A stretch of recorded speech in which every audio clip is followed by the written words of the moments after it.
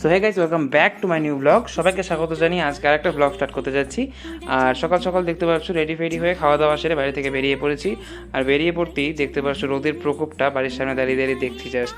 তো দেখে কিছুক্ষণ ভেবে চিনতে বেরিয়ে পড়লাম বাড়ি থেকে। আর বাড়ি থেকে বেরোতেই কাকু চলে এসেছিলো, কাকুর টোটোতে উঠে চলে এলাম আমরা বিদ্যাপীঠ স্কুলে। তো বিদ্যাপীঠ স্কুলে আসতেই দেখতে পাচ্ছ এখানে গাছ পরিচর্যা শুরু হয়ে গিয়েছে আমাদের। তো গাছের পরিচর্যা করে আমরা সেকেন্ড লোকেশন চলে গেলাম কামাখ্যাগুড়ি হাসপাতালে। তো হাসপাতালের এখানেও ল্যাবরেটরির সামনে অনেকগুলো, গভর্নমেন্ট ল্যাবরেটরির সামনে গাছগুলো লাগানো হয়েছিল, সেখানেও পরিচর্যা করা হলো।